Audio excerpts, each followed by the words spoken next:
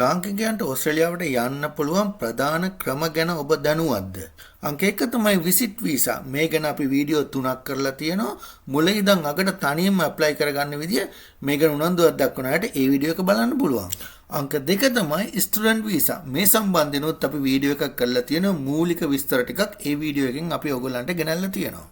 අංක 3 තමයි school visa. මේ විදියටත් ෆැමිලි එක පිටින්ම ඕස්ට්‍රේලියාවේ පදිංචියට යන්න පුළුවන්. මේ සම්බන්ධනොත් අපි වීඩියෝ එකක් අපේ channel එකේ දාලා තියෙනවා. අංක 4 තමයි ජොබ් ඔෆර් එකක් නැත්නම් ස්පොන්සර්ෂිප් එකක් අරගෙන ඕස්ට්‍රේලියාවට යන විදිය. ඒ ගැනත් අපි වීඩියෝ එකක් කරලා තියෙනවා.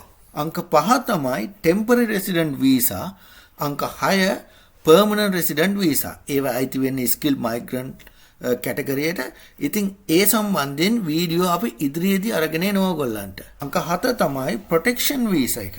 ඒ සම්බන්ධයෙන්ුත් වීඩියෝ එකක් ඉදිරියේදී කරන්න අපි බලාපොරොත්තු වෙනවා. අංක 8 තමයි පාර්ට්නර් වීසා කියන එක. ඉතින් මේ විදියටත් වෙන කිසිම විදියකට යන්න බැරි කෙනෙක්ට ඕස්ට්‍රේලියාවට යන්න පුළුවන්. මේ ගැන දැනටමත් එක වීඩියෝ එකක් අපි රිලීස් කරලා තියෙනවා.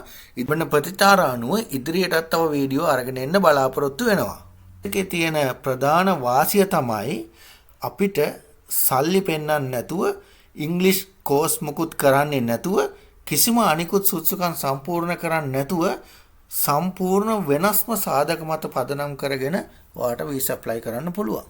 ඉතින් අපේ channel එකේ ඔය වීසා සම්බන්ධයෙන් ඕස්ට්‍රේලියාවට යන්න පුළුවන් ප්‍රධාන මාර්ග සම්බන්ධයෙන් විශේෂ දැනුවත් කිරීමක් කරලා තියෙනවා සහ ඉදිරියේදීත් එවැනි වීඩියෝ එනවා.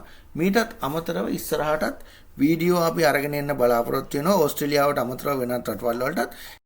ඉතින් ඔබ තාම අපේ channel එක subscribe කරලා නැත්නම් ඉල්ලීමක් කරනවා subscribe කරන්න කියලා. හැමෝටම සුබ දවසක්.